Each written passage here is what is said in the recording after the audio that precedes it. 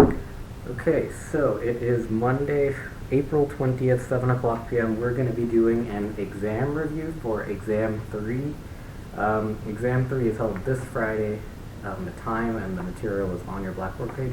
What's kind of interesting that I wanted to mention is that Exam 3 is only covering chapters 9 through 12.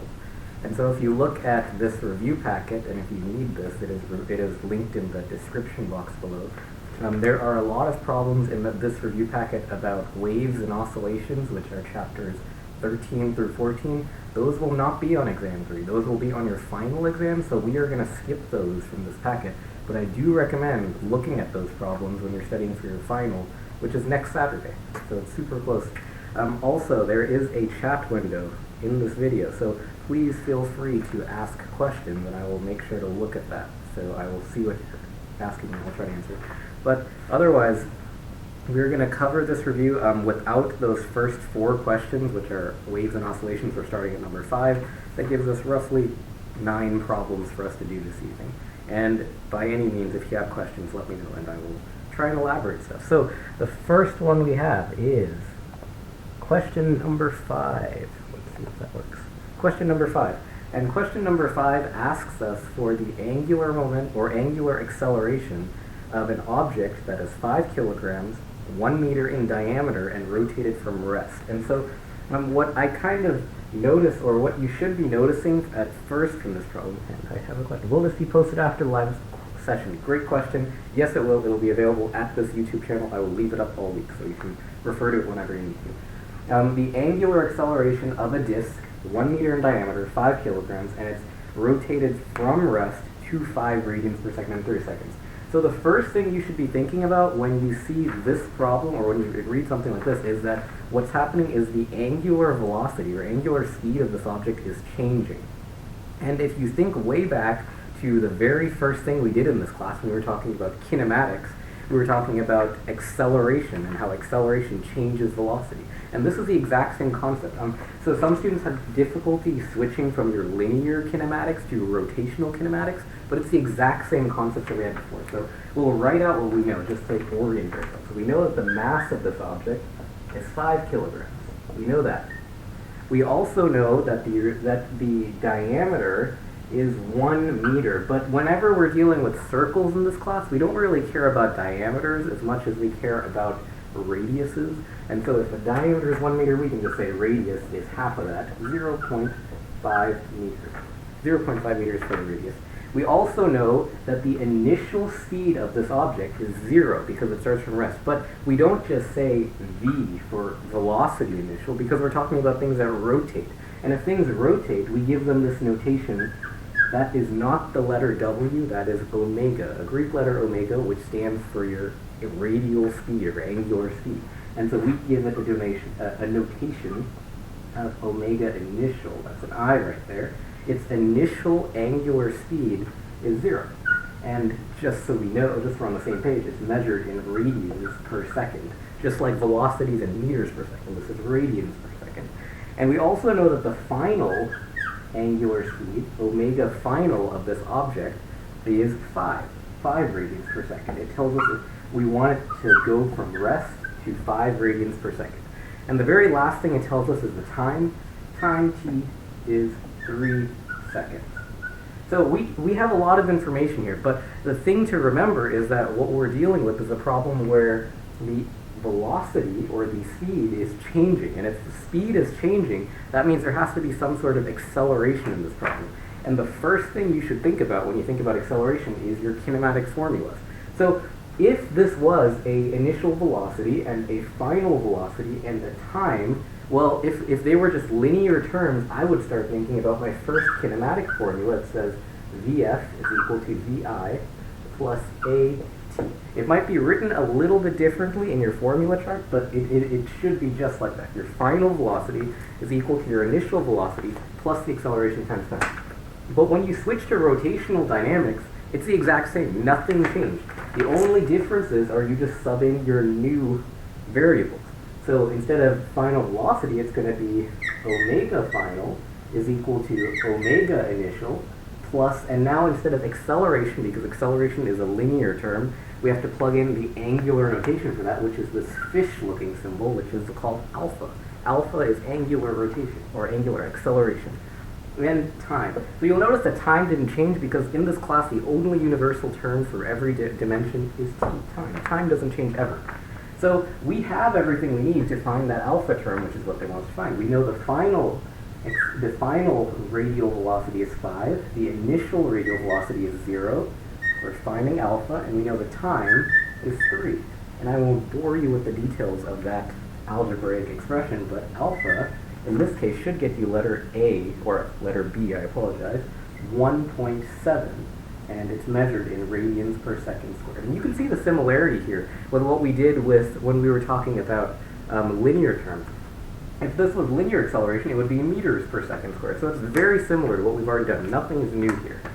And so you are welcome to take a screenshot of that. Otherwise, we are going to go ahead and move it. And if you were to calculate this out, it should be like 1.67, but it's close enough to 1.7 that we can get the right answer. So we are going to go ahead and move on to number 6. There are no questions about this one. So in number 6, we have another rotational dynamics problem. But in this case, they give us a picture. And let's see if we can get this up here. Position. So in number 6, it tells us that we have Eric holding out weights in each hand at a distance from his axis of rotation. He is spinning, and he is spinning with an angular velocity. We want to find what his angular velocity is going to turn into if he pulls all of those weights inward. And so what I want you to remember about this problem is, like, think of a figure skater on ice. If you've ever seen a figure skater on ice, when they're spinning, they sometimes have their arms out while they're spinning, and then when they pull them in close to them, you'll notice that they start to spin a lot faster, and that's because of angular momentum.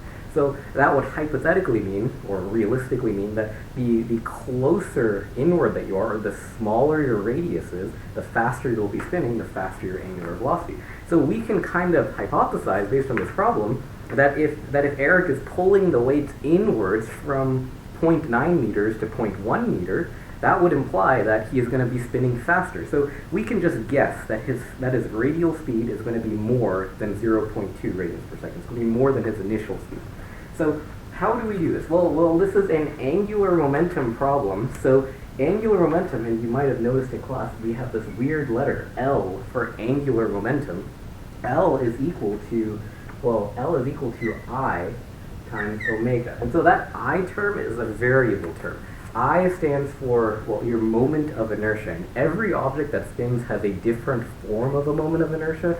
Normally it's given to you when you need it, but in this case we don't really need it. So we know what Eric's initial angular speed is. We know his initial angular speed. We're looking for his final angular speed. And if the laws of physics are correct and angular momentum is always conserved, that would imply that whatever his initial angular momentum is has to be equal to his final angular momentum. It has to happen. Law of physics. And so therefore we can just say that his moment of inertia times omega initial is equal to his moment of inertia times omega final. And you might be looking on your formula chart, which I hope you have in front of you, that there is actually a denotation for your moment of inertia. Your moment of inertia can be broken down, and we'll write it over here. I think you can see that. I is equal to mr squared. Every moment of inertia is some variation of mr squared. So, and you don't actually have to memorize what all of the variations of moment of inertia are, and we'll see in a couple of different problems in this packet that we'll get to where it's not just mr squared. It will normally be given to you, but just know that it's always some variation of mr squared. And so in this case, we can plug in what we know. So m times r squared omega initial is equal to m times r squared omega final. And we would think it's easy if this problem was easy enough just to switch out the omegas. But the thing is, we're also changing the radii between his initial state and his final state. He initially had a radius of 0.9, and after he pulled his weights inwards, he has a radius of 0.1. His mass does not change though. And so if you guys are comfortable with it, since his mass does not change between when they're outwards or inwards, we can actually just cross them out. Because if this would just be 5 kilograms and this is 5 kilograms, they would cancel out anyway. So we're left with his radius, and we'll call that a radius, no, marker 9. Radius initial squared omega initial is equal to radius final squared omega final. And so from here, just because of algebra, we know his initial radius is 0.9 meters, so 0.9 squared, and we know his initial angular speed is 0.2 radians per second, so we'll put 0.2, and all of that is equal to his final radius, which is 0.1 meters from the axis of rotation, so 0.1 squared times omega final. And we're just trying to find omega final. So just calculate that, divide by 0.1 squared, and hopefully you should get 16.2, roughly. I got it. Omega final is equal to 16.2, and this is a angular speed, so our unit should be radians per second. And that should be answer choice D. Interesting. So again, the key to remember in this problem, because in this problem, in this class, I highly doubt you will get a problem where angular momentum is not conserved. And so if angular momentum is conserved, which it almost always is in this class, that means you can always set your initial angular momentum equal to your final angular momentum. And it will usually be some variation of solving for one of these variables in those kinds of problems. If you have any questions, let me know. Otherwise, we are going to move right ahead to number 7.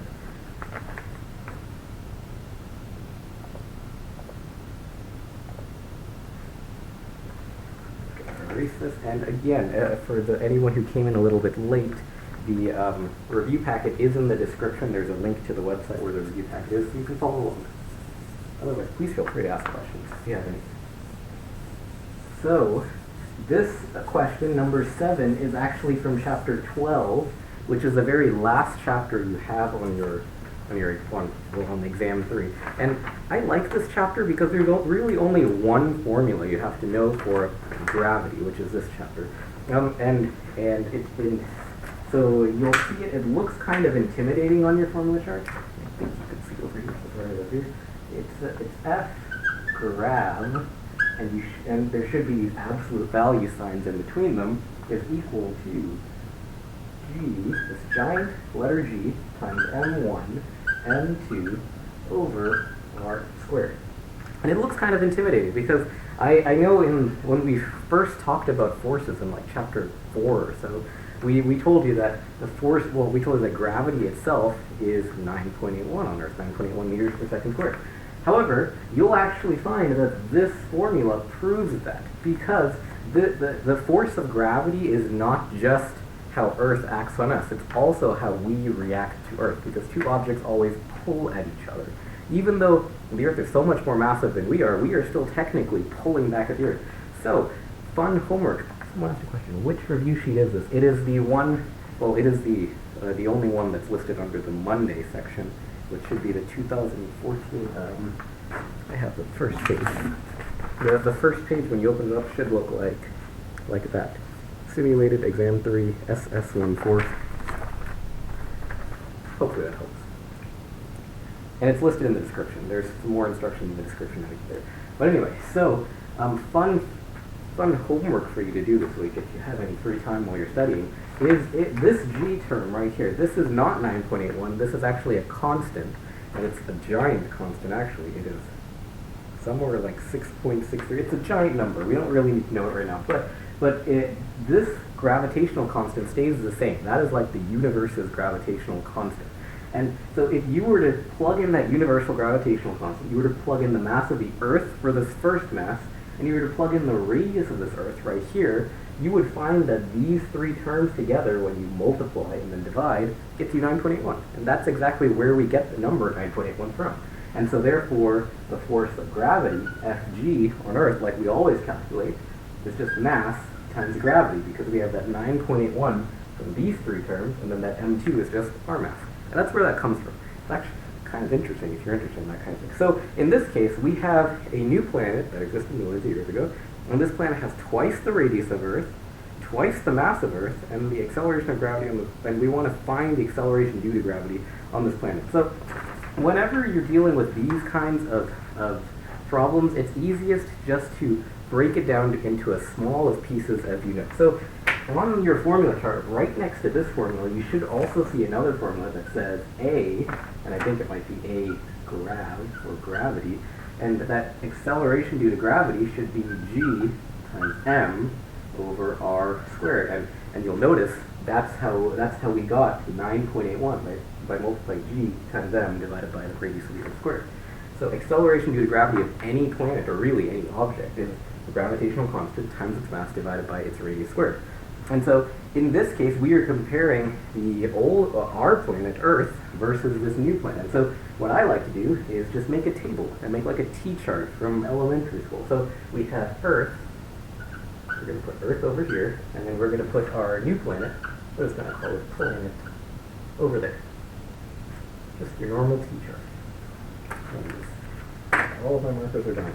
So we have Earth. So on Earth, the acceleration on Earth, or due to gravity, is just our constant G times the mass of Earth divided by the radius of Earth squared. So it's just our normal units. However, if we are switching over to the new planet, it tells us that for this planet, the acceleration due to gravity, or its acceleration, is G, because that constant will never change, times 2 times the mass of Earth, so we're going to call it 2m, divided by 2 times the radius of the Earth. And so we're going to put 2r in parentheses, and then square that. And so now it just becomes a little bit of algebra just to see what the difference between this term and that term is. You're going to want to try to make this equation look like that times some sort of factor. And so what I'm going to want to do first is there's a 2r squared in a parenthesis. So I'm going to expand that a little bit. So I'm going to say A is equal to G times 2m divided by 4r squared, right? It's just distribution. 2 squared times r squared, so 4r squared. And now what I kind of see is that this equation looks exactly like that, except it's multiplied by a factor of 2 over 4. Since this is algebra, we can just pull out that 2 over 4. So A is equal to 2 over 4 times G m over r squared. Well, then now this is just telling us that the gravity on Earth compared to the gravity on this planet is multiplied by a factor of 2 over 4, or 1/2. And so realistically, that means that the gravity on this planet is 1/2 of whatever the gravity on Earth is. Well, we already know the gravity on Earth, we'll call it GE for G Earth in this context. GE is just equal to 9.81. So therefore, if the acceleration, we'll call it acceleration due to G on the planet, is just 1/2 times 9.81, which should get you roughly 4.9-ish, which is letter choice C. Approximately 4.9, and it's still meters per second squared because we're considering the radius to be meters and the mass to be in kilograms. So that should be answer choice E for this answer. And so, if there are any questions, let me know. Otherwise, we're going to move on to number 8, which is another gravity problem. If that works.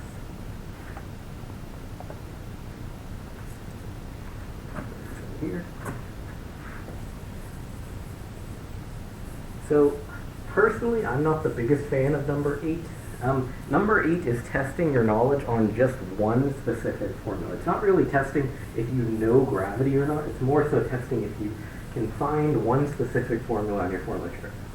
And for those of you who are interested in gravity, if I've piqued your interest in gravity and you want to study more, number 8 is about something called Kepler's law of orbits, which is in your textbook, actually. I found it the other day. So it tells us there is a satellite orbiting a planet. It tells us the radius of orbit, not the radius of the planet, but the radius of the orbit. And it tells us the mass of the planet. We want to find the orbital period.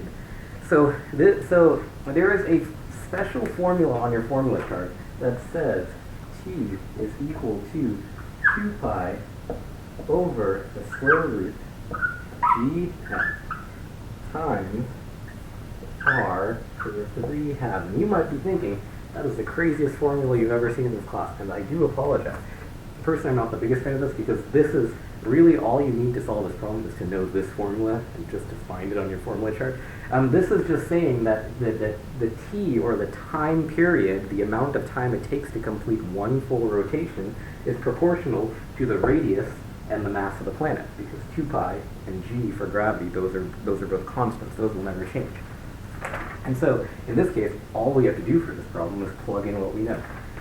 Something I do want to point out, though, and something that I hope you, by this point in the class, have found, that sometimes they don't give you the right units in the problem.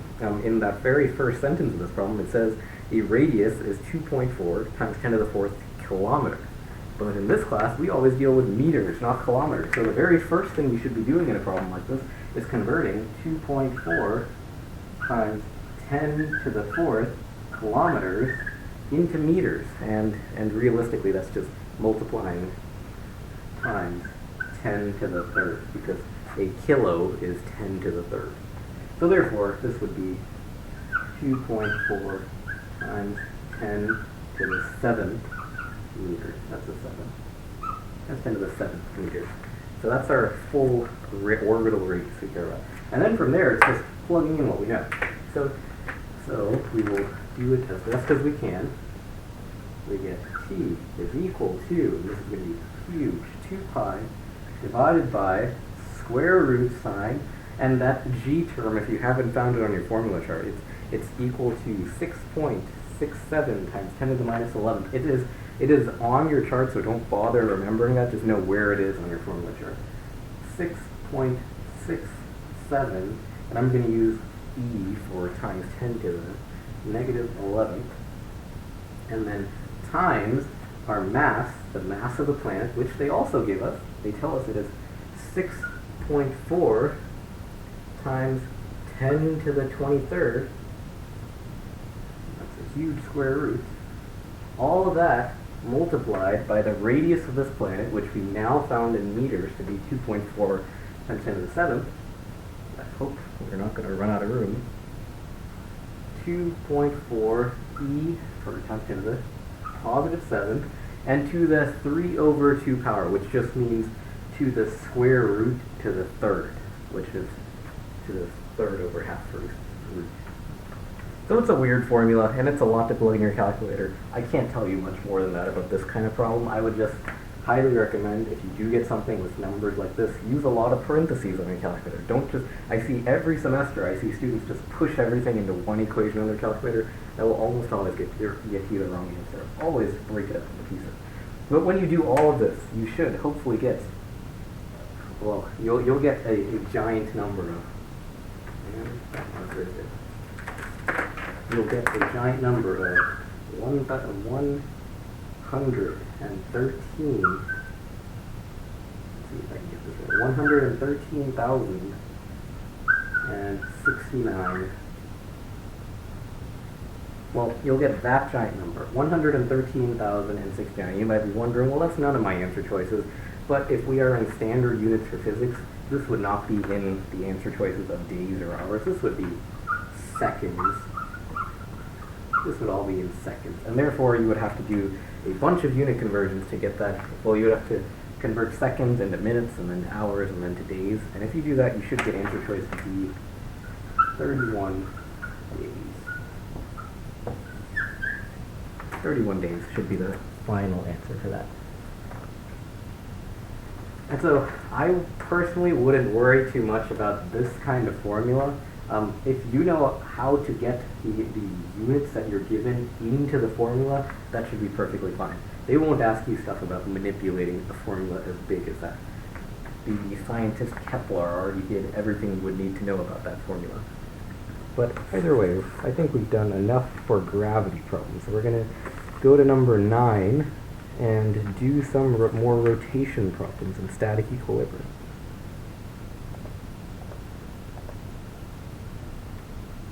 So, move outside. So number 9, there's a picture with number 9. I didn't put it in that little dialog box in the bottom of your screen, but if you open up the document, you'll see the picture that comes along with it, which is very useful. So there are 3 masses collected by rods, and they say light rods, which just means they don't have any mass. 31 days. Andy, I actually got 31 days. I do apologize if this is not showing as well as I was hoping it would. But it was 31 days, which is answer choice D. D as in dog. Okay, cool. So in number 9, we have 3 masses connected by light rods. They're rotated about the y-axis. So the hardest part about this problem is thinking about it in 3 dimensions, because it's not flat on your page. It's like if this was if my body was the y-axis, and then this, let's see, based on your perspective, if this was the x-axis coming out, it's essentially rotating outwards like that. It's rotating around the y-axis. And so what we are trying to find is we want to find the amount of torque to give it some certain angular acceleration. And so the key to the key, 31 hours. I do apologize if I said days. You guys are so right. By the way, there is an answer key down below. If I do make a mistake, please let me know, but it should have the correct answer in the answer key down below. So in this problem, the thing I want you to remember about this kind of thing is if you have torque that needs acceleration, what is the most basic formula of torque we know? Well, a torque is just R times F times sine of whatever angle they give you. And so the important thing about that kind of formula is that if you have no force, then you have no torque. If you have no radius, then you also have no torque. If your angle, or let's think even further, sine of 0 is 0, sine of 180 is 0, so then you would have 0 torque if your angle is 0 or 180. And so in this case, if we are rotating around the y-axis, remember that the y-axis is our point of rotation, or our pivot point. You might have heard that in class before. And when you're trying to find a radius, you're finding the distance from your pivot point to whatever mass you have. And so if that's the case, then the only mass that has any torque in this problem is the mass on the x-axis. Because if you think about it, that 9 kilogram mass on the y-axis and that 1.2 kilogram mass that's also on the y-axis at the point of origin, those are just rotating independently. Those have no radius outside of the point of rotation. And so therefore, the only torque in this problem, torque that we care about, is the torque of we'll call it the 2.5 kilogram ball. That's the only thing that has any torque in this problem. And so the reason we care about that is because torque in itself, torque is equal to I times alpha. And you might have actually, I know some professors actually say this in class, this torque is equal to I alpha is what F equals ma is to linear motion. This is to rotational motion, what F equals ma is to linear motion. And so that's what makes it so important. So if we want to find the angular acceleration, or we want to make the angular acceleration 1.6 readings per second squared, we need to find the torque amount. Well, then we also need to find our inertia. Remember, our I stands for the moment of inertia. And so in order to find that, well, the most simple form of inertia that we know is I is equal to m times r squared. I equals mr squared. And so we can just plug that in right here. So therefore, the torque is equal to mr squared times alpha. Mr squared times the alpha that we already have. And so we've established that the only torque we care about in this problem is the torque of the mass on the x-axis, because that's the only mass that's actually going to be rotating around our pivot point. And so if that is the case, then we can just plug in m, which is 2.5 kilograms for our mass, the radius, which is the distance from the pivot to the point of rotation, which is 2 meters, times 2. We can make that look a little nicer. Times 2m for 2 meters, and don't forget that squared. That is squared right there.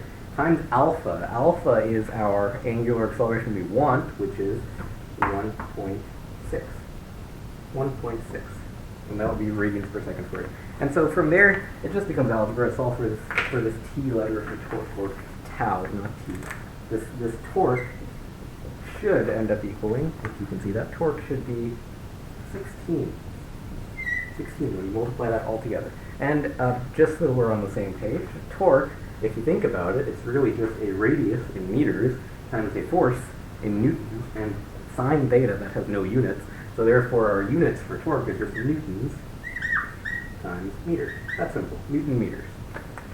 And so you might be asking yourself, well, this seems pretty simple. What if they gave me a little bit of a harder problem where, like, a harder version of this problem would be, what if we were rotating around the z-axis? And for those of you who haven't taken, like, upper level calculus, the z-axis, if you're looking at this page flat, the z-axis would be the axis that comes outwards towards you. And so that means if the 1.2 kilogram mass at the origin, that is the point of rotation, and everything else is rotating around that. And so therefore, you would technically have two different masses that have some sort of torque. Two masses being the 9 kilogram mass on the y-axis and the 2.5 kilogram mass on the x-axis. Well, and it's literally just as easy as it was when we were talking about forces. When we talked about forces, when we had two forces, all we did was we found the force of one, force of second, and just added them together. Exact same thing. We find the mr squared alpha of one, mr squared alpha of the other, add them both together. It's just that simple. So torque equals I alpha works almost the exact same way as F equals ma. It's a great tool to have. And we are going to move right along to number 10. Talk a little bit more about rotation.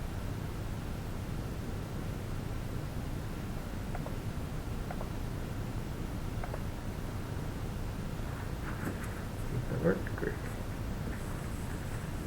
So now we have a disk object that is accelerating from rest, and it tells us that we want to find the tangential acceleration on an outer point at the edge of the disk.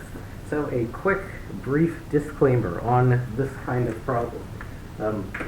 So if we have a circle, and that did not show up well. We have a circle, shows up a little bit better. Let's say that is a circle, and you are right here on the circle. That is you. Happy to be here. And you are going around the circle in that direction, right? You're going, that'll be counterclockwise around the circle. Well, technically speaking, you don't only have one acceleration while you're moving around the circle. The most obvious acceleration that you have when you're moving in a circular path is alpha, which is your angular acceleration. That's actually your radians per second squared, and a radian is really just an arc length of your circle. And so therefore alpha is a curved arrow because it is talking about the acceleration around the curve. So that's the only curved acceleration you have. All of it, you still have a couple more accelerations that are all linear. So something you might remember from a couple of chapters ago is there is this force that points towards the center of a circle, any circle, that is called your centripetal force. And your centripetal force has something called a centripetal acceleration. It's usually denoted by AC for centripetal acceleration. Sometimes, and just so you know, sometimes you might see it written as AR for radial acceleration. It means the exact same thing. There is no difference. Centripetal and radial acceleration, they mean the same thing. But the only thing to keep in mind is it always points to the center of the circle. Regardless of where you are in a circular path, it'll always keep you pointing to the center. Then you also have this thing called a tangential acceleration. And if you remember from geometry class, a tangent is a point that touches a circle at only one location. So therefore, if you're moving around the circle this way, a tangent line would be a line like that. We can call it AT for tangential acceleration. It only touches the circle at one point, and then it points tangentially. And the angle between your centripetal and tangential acceleration will always be 90 degrees. It'll always be a 90-degree angle right there. And so, if that wasn't enough, there is also a fourth type of acceleration to think about when you're in circular motion. But the fourth one isn't as bad as the others. So if you'll notice, this is a 90-degree angle between tangential and centripetal acceleration. Well, whenever we have two vectors that are pointed 90 degrees away from each other, what you'll find that we always like to do in this class is we like to make a hypotenuse vector. Make it kind of like a triangle, hypotenuse vector. Except we don't draw it like that. We draw it out this way. So that acceleration at an angle, it's really the hypotenuse of a triangle you would make with AC and AT. We call that A total. Your total acceleration. And just as logically as you're probably thinking right now, if you found AC and you found AT, well, you would just take A squared plus B squared equals C squared. It's just the Pythagorean theorem to get that. So keep in mind, depending on what your problem asks you, make sure you're finding the right acceleration. So in this case, we're moving around a circle, or the disk is moving around, and we want to find this tangential acceleration, the acceleration point tangentially. So based on this picture, we can know that we're trying to find a linear term, because tangential acceleration is linear, so our answer should be in meters per second squared. That means we don't care about radians, we don't care about anything else except for a tangent or linear term. So I'm going to erase this, and we're going to write out a little bit more about what we know. So in this problem, we know the radius of the circle. It tells us the radius. We'll write it with R is equal to 0.12 meters. So it's a small circular path. 0.12 meters. What we also know, just by studying your formula chart for a bit, there is a conversion factor between your radius and a tangential acceleration. But in order to get that, it's AT is equal to R times alpha. So therefore, if you want to find the tangential acceleration of any object, you would need, and given radial or given circular terms, you would need to find the radius that you're at, and you would also need to find the angular acceleration, the alpha. And so this kind of makes sense, because this would imply that the farther away you are from the center of a point of rotation, the bigger your radius is, the bigger your tangential acceleration is. And so in this case, we know what the radius is, but we don't know what alpha is. But they do give us some hints in this problem. They tell us that we are initially at rest, so maybe we can say omega initial is 0, just like it was in that very first problem we did. We also know that it speeds up to 4.2. Omega final is equal to 4.2, and that's radians per second. It speeds up to that speed. And we also know, even further, that the time it took, t, is 3.15 seconds. So we know those three things. And if you're thinking back to that problem we did way back a little while ago, if we have the initial and the final speeds and we have time, well, that means we're changing our velocity, which means there's acceleration involved. In this case, the acceleration is alpha, meaning we can use that kinematic formula that says omega final is omega initial plus alpha times t. And so if that's the case, we know final is 4.2, we know initial is 0, it starts at rest. We're looking for alpha, that's what we want, and we know the time it took was 3.15 seconds. And so just a little bit of algebra to solve from that alpha term, 4.2 divided by 3.15, you should get alpha is equal to, what did I get, 8.3-ish, 8.37, and that's radians per second squared. And so we're not done yet. 8.37 is not what they wanted. They actually wanted us to find the tangential acceleration from this angular acceleration. So all we have to do now is just take this, plug it into there. So we have AT, or tangential acceleration, is equal to our radius, which is 12 centimeters, or 0.12 meters, times our angular acceleration that we have, which is 8.37. 8.37. Hopefully you can see that. So just multiply, and then you should get, when you do that, roughly one. And noting that since we're finding a tangential or linear acceleration term, that will be measured in meters per second squared, or linear units. So 1. And that should be answer choice B. So those conversion factors are super important. I'd strongly recommend at least giving them a brief look over, getting used to converting between rotational and linear dynamics. You will definitely have questions over that kind of thing in your exam. So number 11.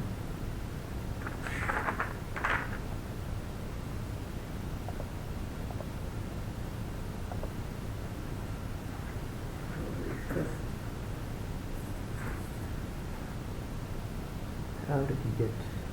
Andy, it should be 8.37. Oh. You guys are so absolutely right. I do apologize. I totally skipped a step on this one. I should have totally caught that, and I do apologize. This right here, they didn't give us 4.2 radians per second. Thank you for catching that, Andy. They didn't give us 4.2 radians per second. They gave us 4.2 revolutions per second. Don't worry, we are going to fix this. 4.2 revolutions per second. That is different from a radian. And how is that different? Well, a revolution is one full rotation around an object. Well, a radian is not really one full rotation around an object. If you, and everyone should have taken pre-cal in this class, we know that we have that one. One full rotation around an object, if in radial terms, is 2 pi. 2 pi is one revolution, one full revolution. And so therefore, if we want to convert revolutions per second into radians, we would have to multiply 4.2 by 2 pi, because there's 2 pi radians per revolution. And so in order to get that omega, our final angular speed, in radians per second, we have to take 4.2 revolutions per second, multiply it by 2 pi radians per revolution. Well, then revolutions cancel out, and therefore we are left with, that should be a giant number, 26.4. 26.4. And I'm totally sorry that my markers are dying today. I promised they were working a little while ago. 26.4 radians per second. So this 26.4 radians per second, this value goes in here. 26.4.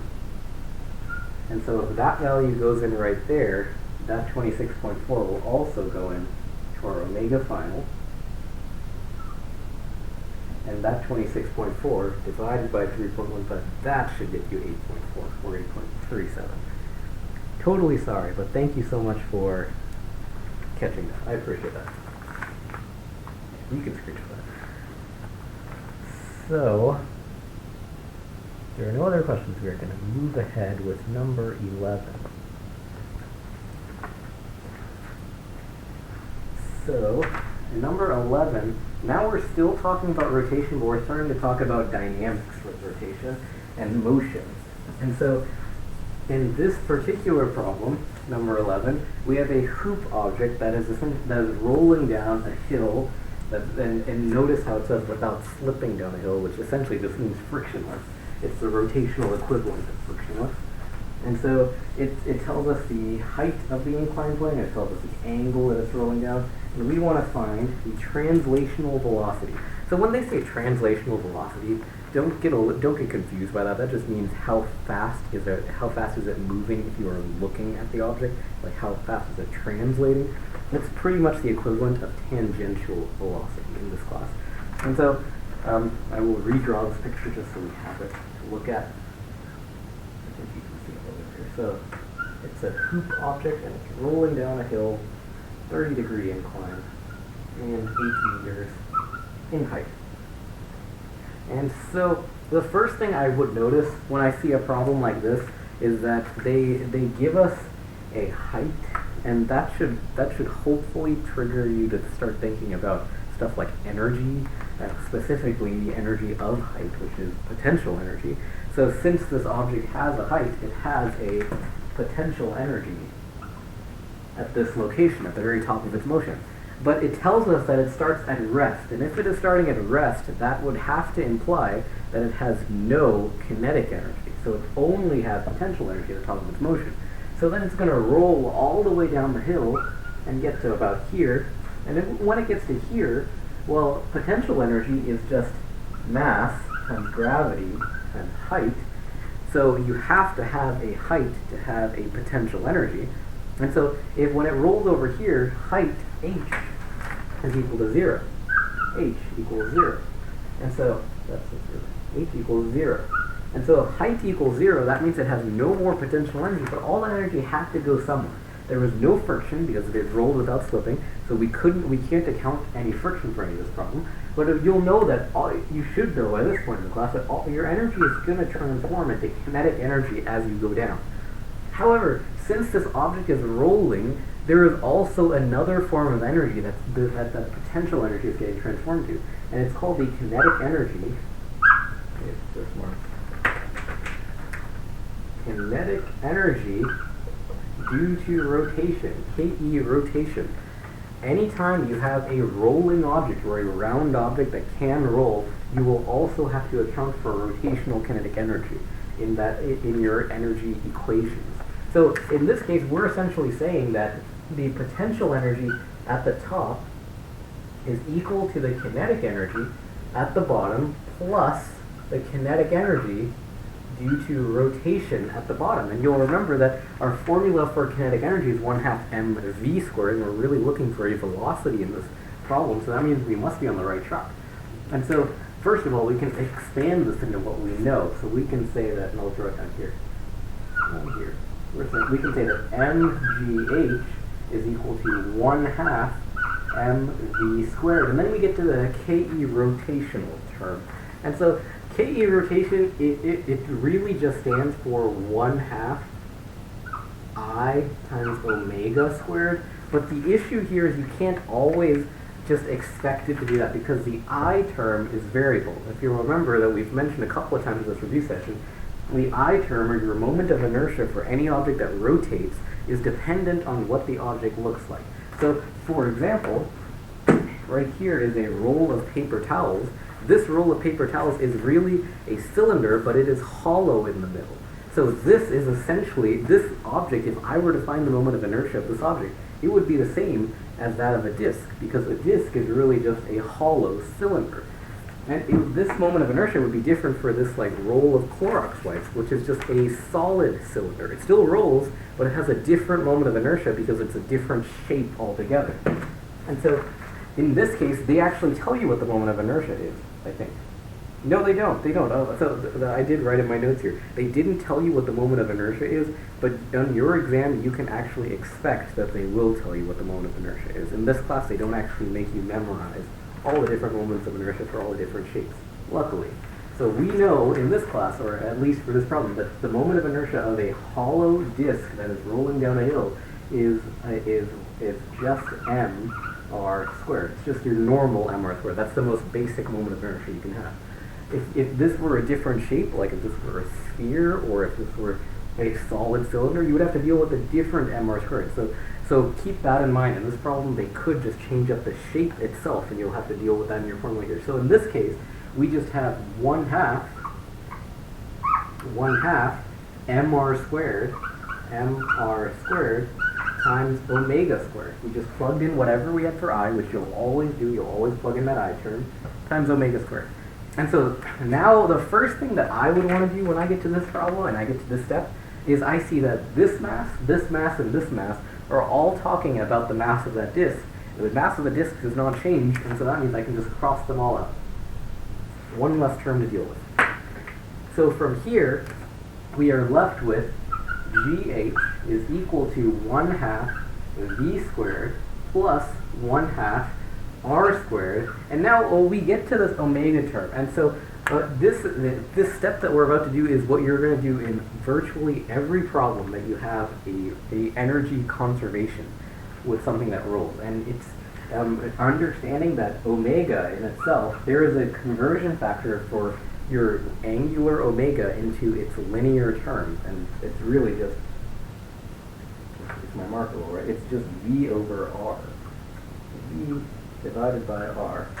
Omega in itself, if you wanted to convert that to your linear velocity, you just take omega is equal to V over R.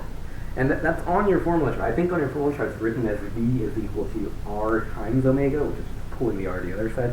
That's the same thing. And so instead of putting omega in here, we're going to write V over R in parentheses. That is it. V over R and squared. That becomes squared.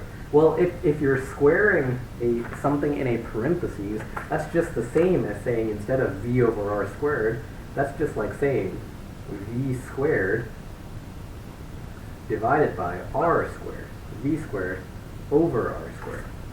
And this is the distinction I want you to get to in every problem you do that has dynamics with things that are rolling down hills or things that are conserving energy.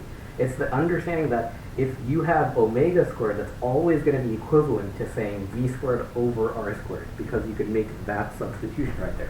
And the reason you would want this is because now you can cross out that r and that r, because they're talking about the same radius. They're talking about the radius of whatever that hoop is.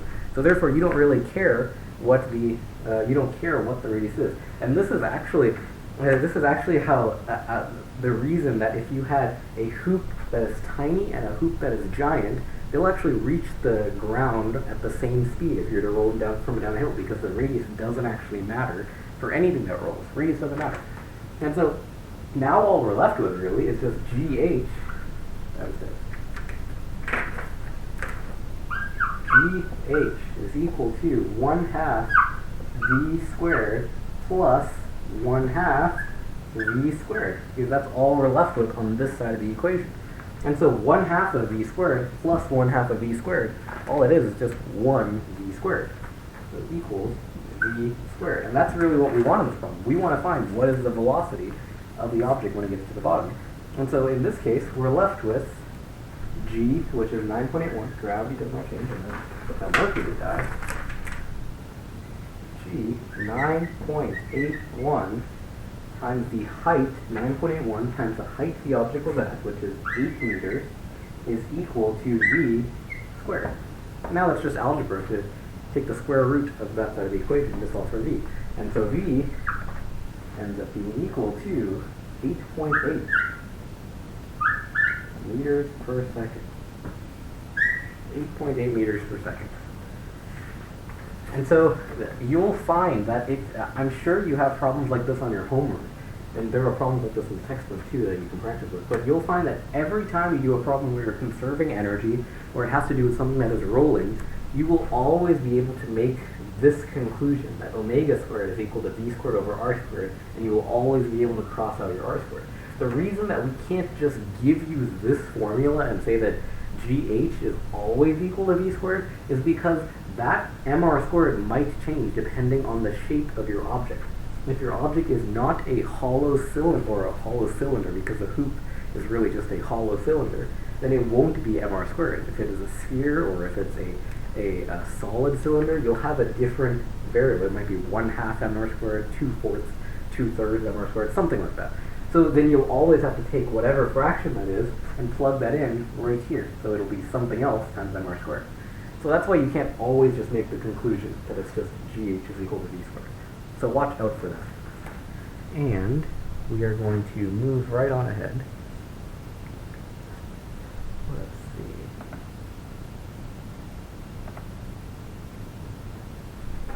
see. Number 12, almost there. We just have a couple more torque problems to get there.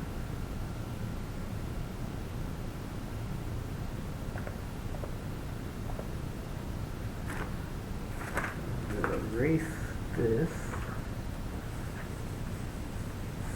So now what we have, this is another energy problem of something that rotates. And I think, I'm almost certain that you had a homework problem very similar to this. So there is a block attached to a pulley with a mass, and they give us a radius. And we want to find the velocity of the block after it travels a certain distance down from the pulley.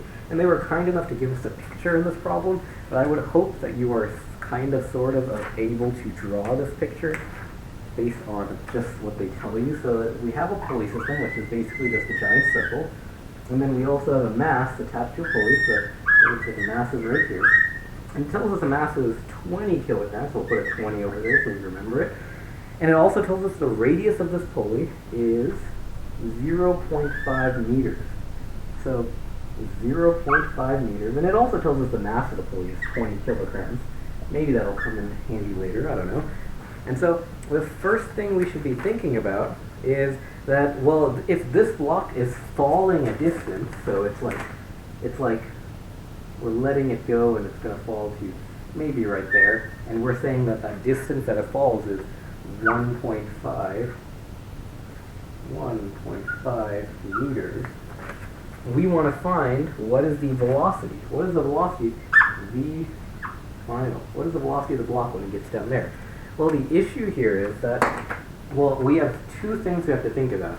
Well, if it is dropping a certain height, then that's kind of sort of like potential energy, right? It's losing potential energy. So if it is losing potential energy because it's 1.5 meters high before, and then now it's at 0 meters, really, that means it lost some potential energy, and if it lost some of this potential energy, then that means it had to be converted into some other form. Well, what we have here is an object that is rotating, so that would kind of imply to us that we have to deal with that kinetic energy of rotation like we did in the last problem. And we do.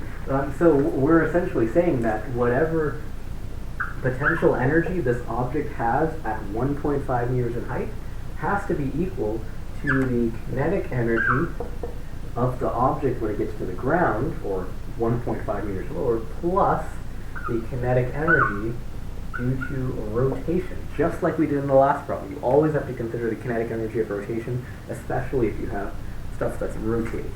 And so in this case, it's very similar to our last problem, where in here we have mgh, or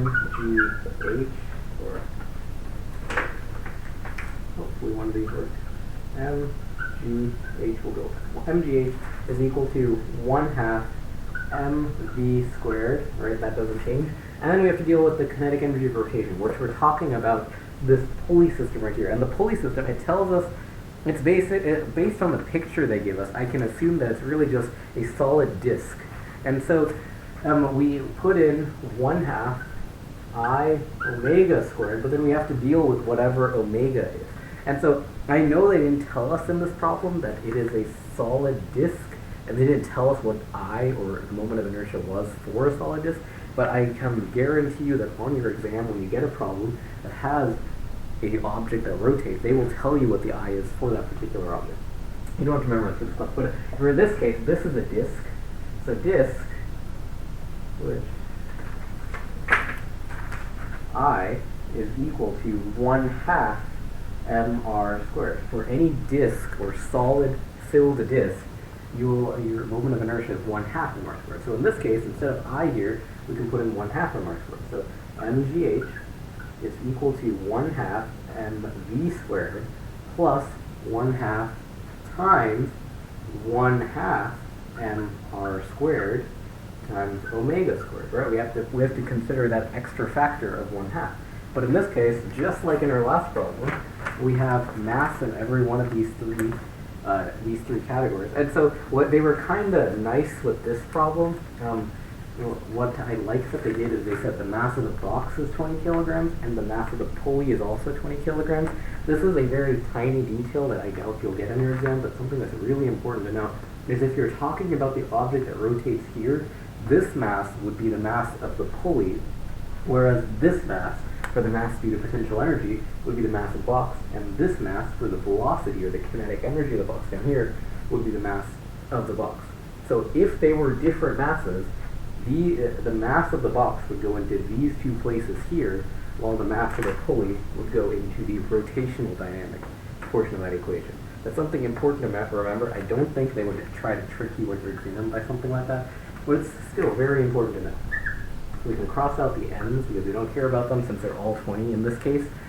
And so all we're left with here is just gh is equal to 1/2 v squared plus 1/2 times 1/2 r squared. And again, I'm going to make the conclusion that omega squared is just v squared over r squared. Well, now all we're left with, well, we can cross out the r squareds because those radii are the same. They're talking about the radius of that pulley system right there.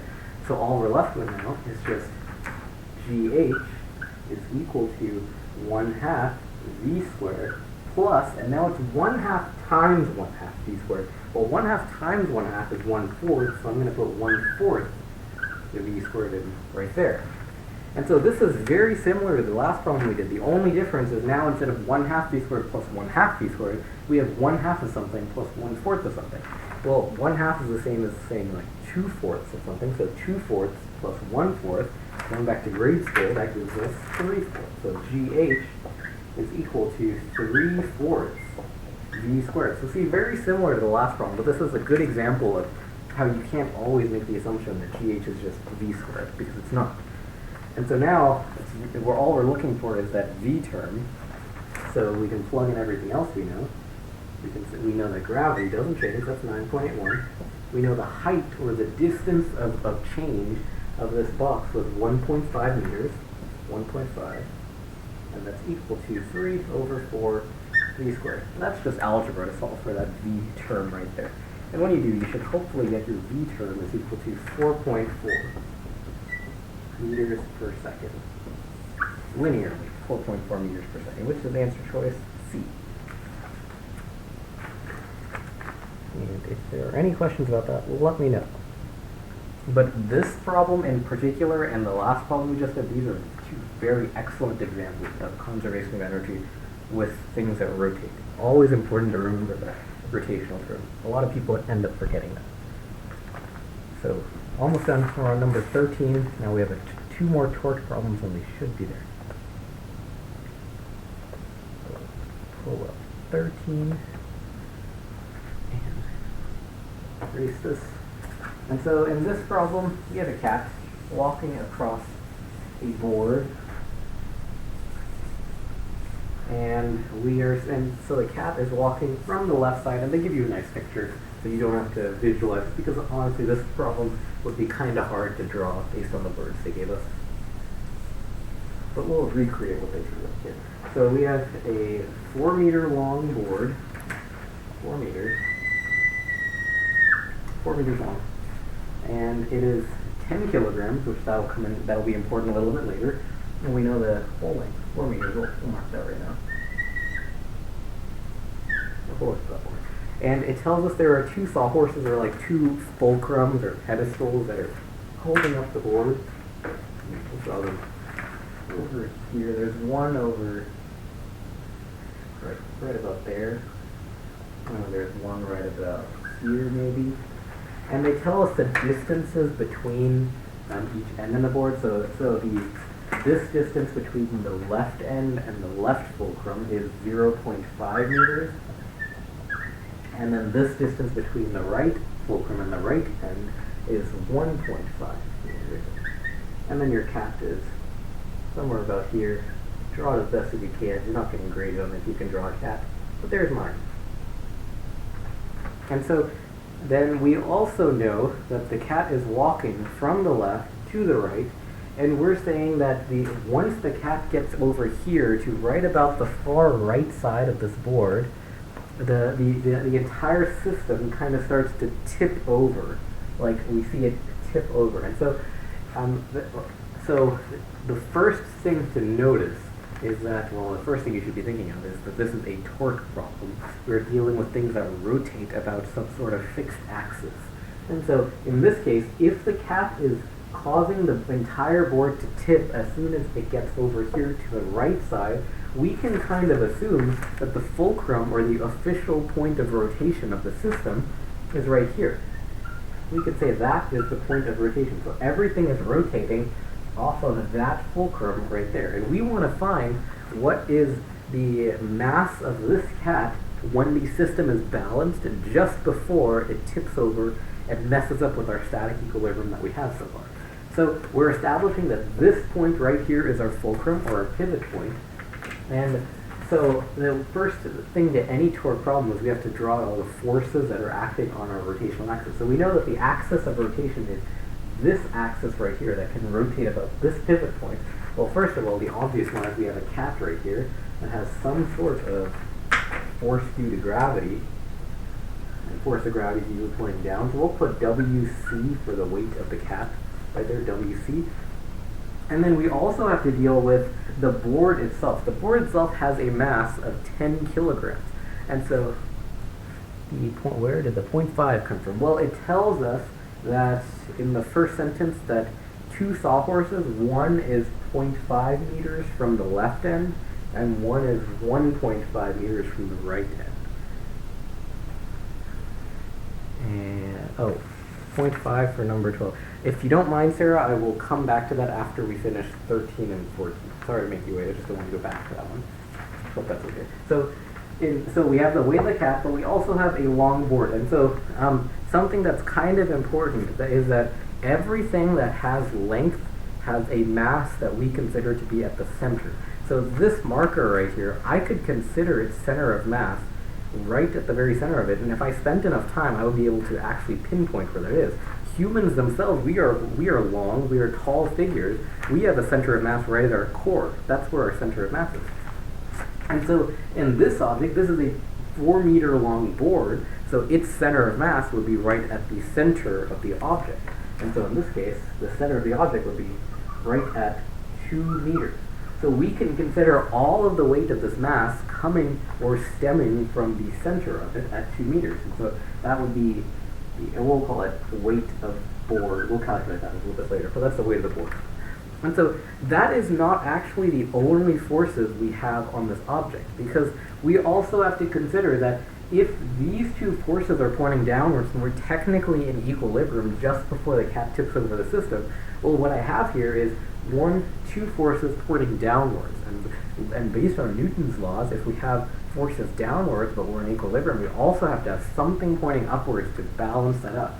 And what you'll find is this fulcrum and this fulcrum are both essentially supporting the board by pushing it upwards. It doesn't look like they're pushing it, but they really have their force vectors pointing upwards. So we have two upwards forces, and we even call that like F1 for fulcrum 1 and F2 for fulcrum 2. Doesn't matter what you call them. So hypothetically, we're saying that we have two forces downwards and two forces upwards, and that's what makes our system, that's what stabilizes our entire system. And so now we want to find the mass of this cat right here. And so the easiest way to do this, because we know the weight of the board, we are looking for the weight of the cat. We don't necessarily know any of the fulcrum masses. The easiest way to do this is by a torque problem, by saying the rotational axis is right here at this fulcrum, and everything is rotating clockwise or counterclockwise from that particular point right there.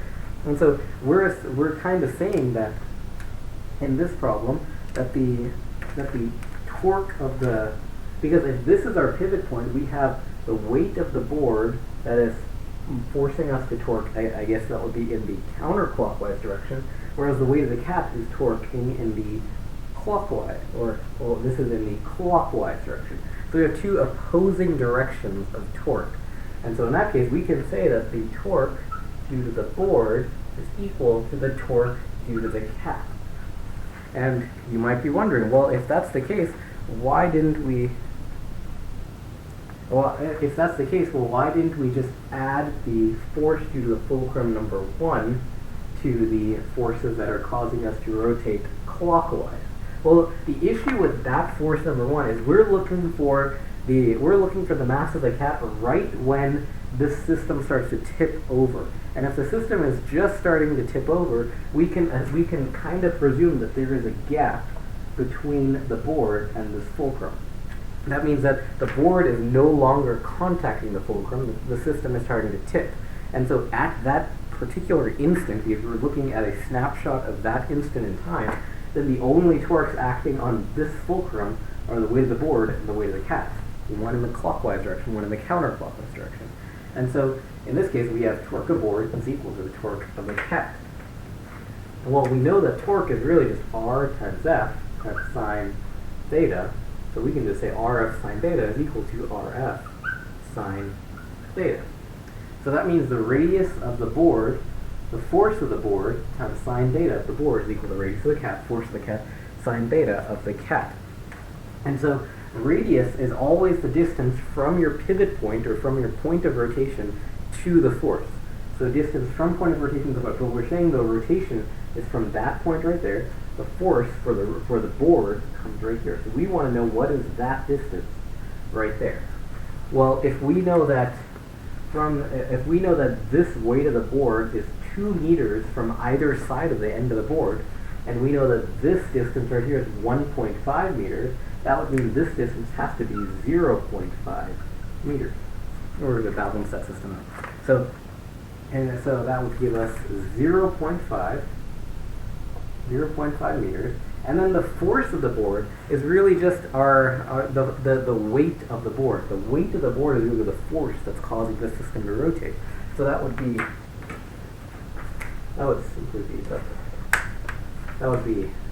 9.81, which is gravity, times the weight, which they tell us is 10 kilograms. Times 10 kilograms. And then times sine of theta. And so in this case, the sine of theta, this one was kind of an easier problem, but anytime you're looking for that theta term, the easiest way to find it is go to your pivot, draw out your radius, and draw out your force. And whatever angle you just made is the angle you want. So in this case, if I draw out my radius and out my force, I just made a 90-degree angle. And oh man, my marker's not visible at all. Let me see.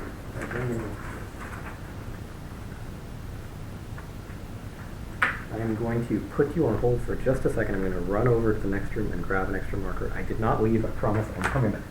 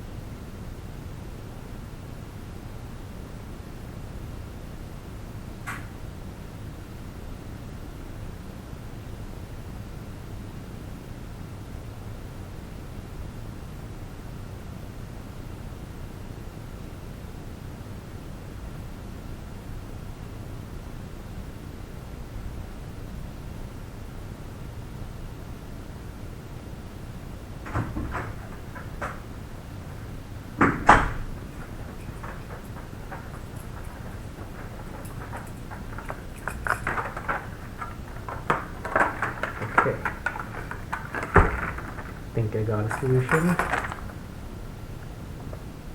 hope this works.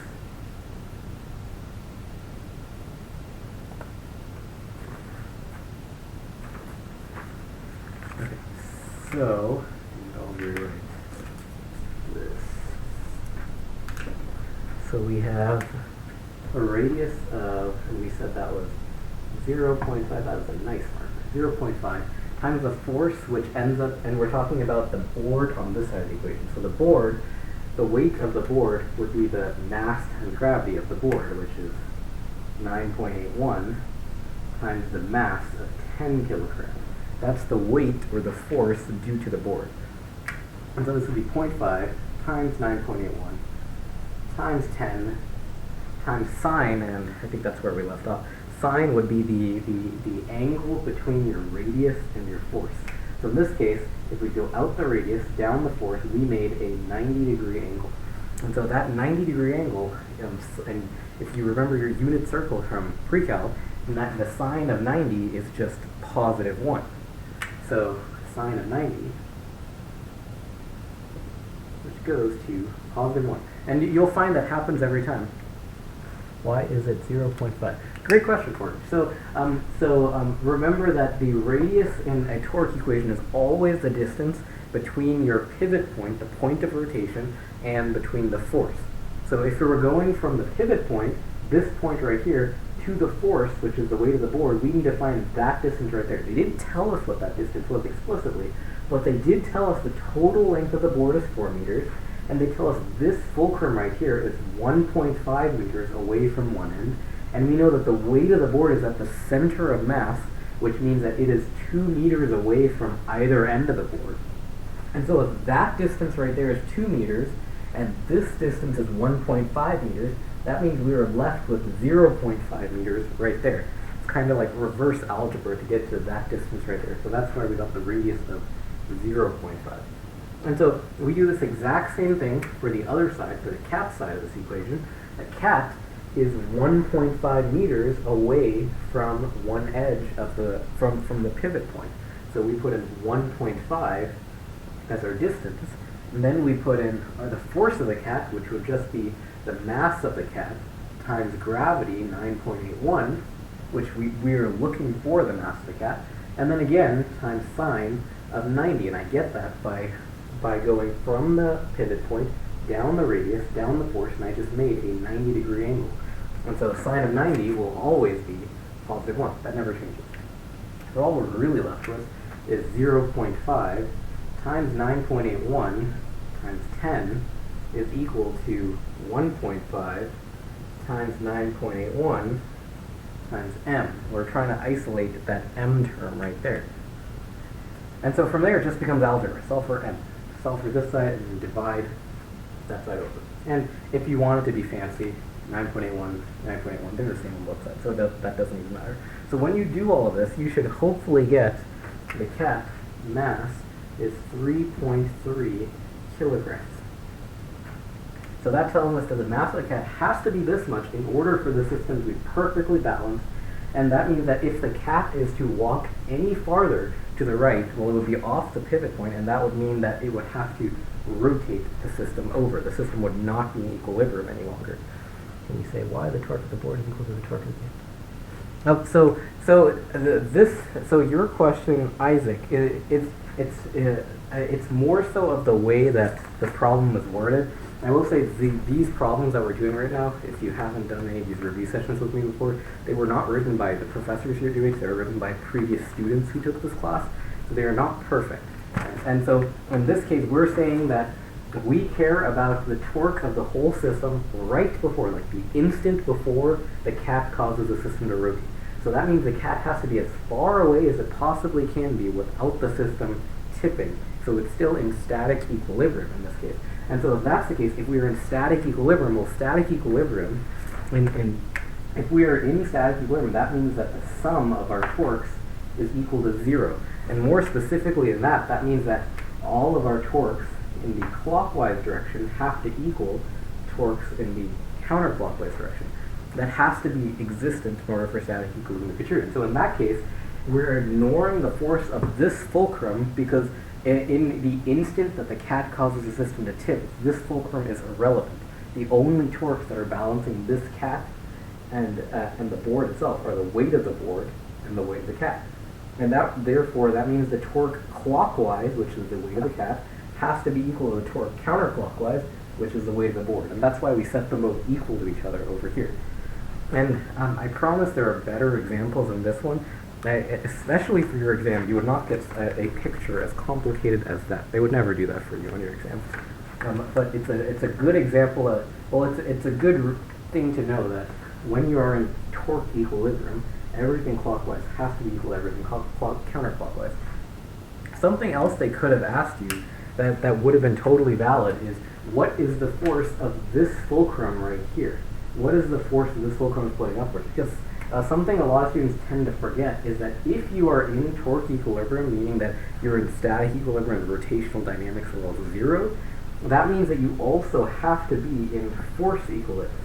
And that means that all of your downwards forces have to equal all of your upwards forces, and vice versa for all of your left and your right forces. They have to be equal to each other. So in that case, if they ask you for the force of this fulcrum, you would find the weight of the board and the weight of the cat, which are pointing in the negative y direction, add them together and set them equal to the force of the fulcrum pointing in the positive y direction. That's something I do see them asking sometimes. So you have to make the connection between torque and forces. And so we are going to move on to our very last problem, another torque problem, number 14.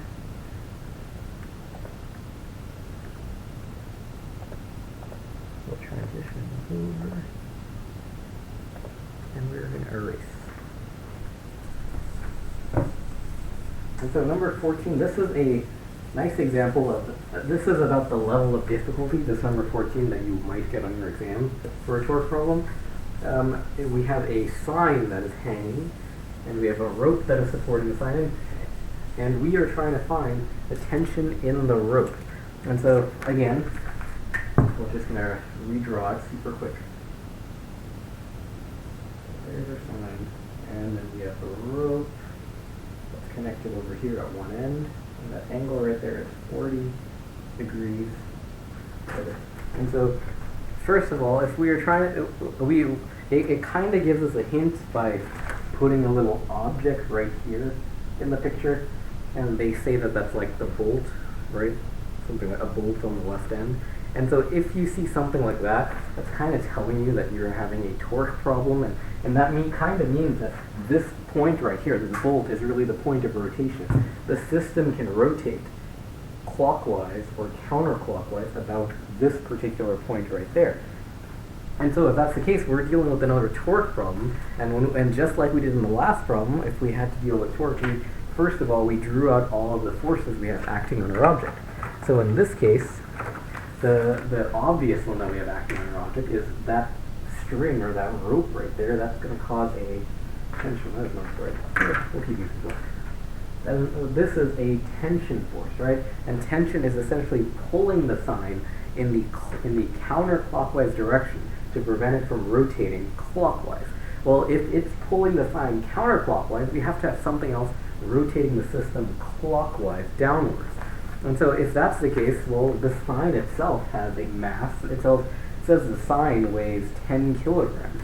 And so if you remember from the last problem, the sign is still a long object. And anything that is a long object, we say its center is at the very middle of its length. And so the entire length of the sign is 3 meters. So this entire length is 3 meters. So the distance from one side of the sign to the center of mass, that would just be 1.5 meters. It would be halfway through. Your center of mass will always be at the center of a long object. So in this case, the force here is really the weight of the sign, the weight of whatever the sign is. And the weight of the sign is just 9.81 times its mass of 10, which should be 98.1 newtons. So that's the weight of the sign. And so now it just becomes a simple torque problem just like last time. We have two forces, one that is essentially holding our system in the counterclockwise direction, the other one is holding our system in the clockwise direction. So we're just going to set these two torques equal to each other. If we are in torque equilibrium, which we are, it tells us that, well, we can kind of assume that nothing's moving, so we're in torque equilibrium. But that would mean that the torques we have in the clockwise direction have to be equal to the torques in the counterclockwise direction. Well, in the clockwise direction, we have the torque due to the sign. Torque, WF, so the torque of the weight of the sign. That's in the clockwise direction. Then in the counterclockwise direction, we have the torque of the tension of the rope. And we're trying to find what the actual force, the Newtonian force of that tension is. So in this case, we just plug in RF sine theta is equal to RF sine theta. Again, just our torque equation. And so remember R is always the distance from your point of rotation to the force itself. And so in this case, our point of rotation, we said, was this bolt right here on the wall. And so the distance from this bolt to the weight of the sign, that is 1.5 meters in length. We're going to put in 1.5 meters, and then the force is really just the weight of the sign, which we calculated to be 98.1. That's the force that's causing it to rotate clockwise. So we're going to put in 98.1, and then sine. And again, when we're trying to find the angle to put in, it's always the angle between your radius and your force. So that means we start at our pivot, draw out the radius, draw out the force, and we really just made a 90-degree angle. And so that's a 90-degree angle. Sine of 90, again, that's always positive 1. That doesn't change. And so we set that equal to the torques of the tension on the other side, on the counterclockwise end. So the radius, again, distance from the pivot point to the force itself. You'll notice that the tensional force of this rope is acting at the very far end of the sign. So that means we have to consider the full length of the sign, 3 meters of the radius, the distance from the pivot to the force. So we're going to put in 3 meters. And then for F, for the force, is just T, which is what we're trying to find. We're trying to find the tensional force, so T. And then sine, and now this time the angle is not 90. Remember, we start the pivot, draw out the radius, then draw over the sine, and whatever angle you just made is the angle you want. So if you draw out the radius over the sine, you just made that 40-degree angle right there. So that 40 degrees goes into sine 40. And again, we are still in degrees in this class. We never switch over to radians. And just to make this look a little nicer, 1.5 times 9.81 is equal to T times 3 sine of 40. And then it's just algebra to solve for that T symbol right there. And so when you get that, you should hopefully get 76. T equals 76 newtons. That is the value of tension of that rope. And so that means the rope would have to be acting with that much tension in order to keep the whole system completely static and to prevent any rotation from happening. If it was any less than 76, you'd see the system start to rotate in the clockwise direction. And so that is all I have for you today. Tomorrow evening we will be doing another review, not the same packet, a different packet, so I strongly recommend coming. Bring a friend with you if you think it would help them. And otherwise, please, I will stick around to answer questions. I will answer Sarah's question for number 12. And if you have any other questions, let me know in the chat, and then I will try to answer them for you. But otherwise, I appreciate you guys coming out, and I will see you tomorrow.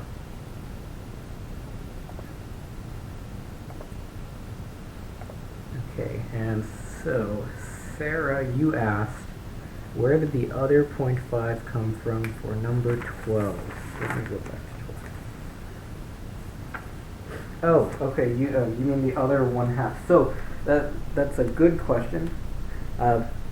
So it's kind of sort of, and I'm going to erase it. It's kind of sort of a weird question, a weird answer to give you, because this packet that we're doing right now is not an official exam that's ever been administered in this class. These are just questions that are very similar to what you might experience in your exam. You might even notice that the structure of these questions is very similar to the structure of those that you've seen on your exams.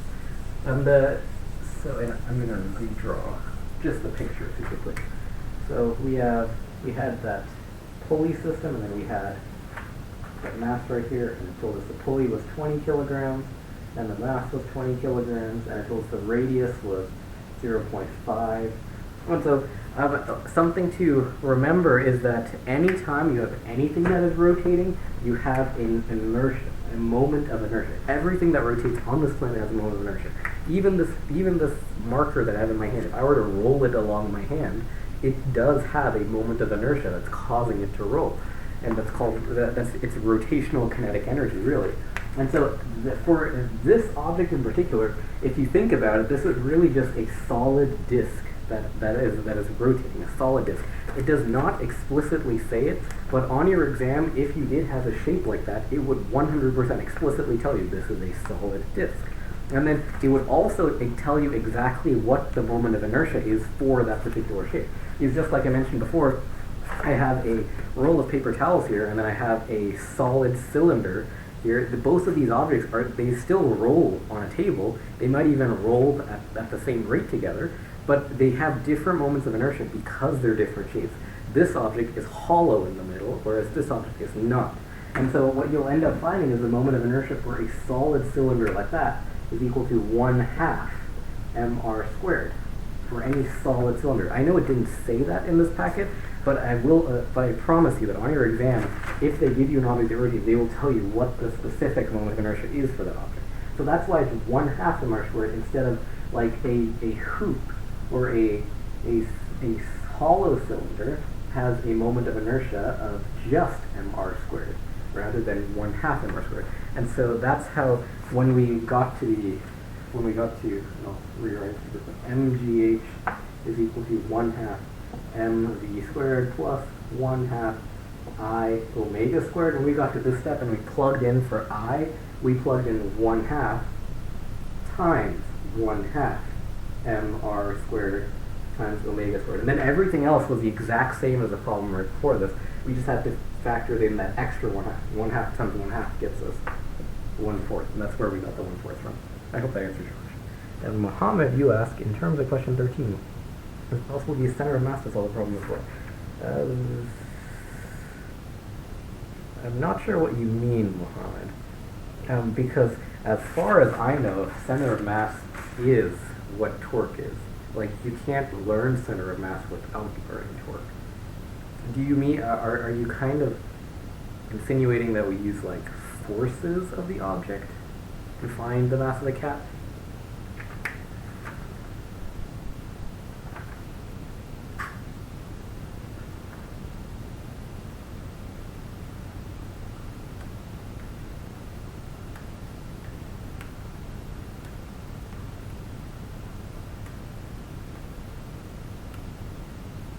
Oh, the center of mass formula. Yes, you can use the center of mass formula. There's nothing wrong with that formula, but if I remember the formula correctly, I could have sworn it was a little bit harder than doing, or it had more terms than doing the torque equation. The whole purpose of this equation is to, what was the center of mass, but use the formula of the center of mass. The formula for the center of mass actually comes from this torque equation. So hypothetically, yes, but I don't want to get you in the habit of using that formula instead of doing torque, because for the most part, I would personally recommend sticking to torque, because that's really what they're testing here. They're not really testing center of mass. If it works and you get the same answer, great, but personally I cannot guarantee that that'll happen every time, which is why I personally recommend using torque rather than that. But if it works for you, good for you.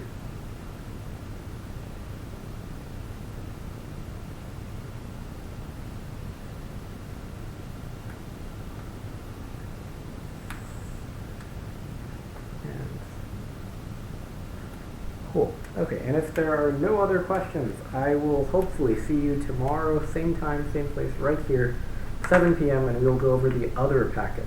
And then hopefully you guys will be prepared for your exam. Thanks so much for coming, and I will see you tomorrow.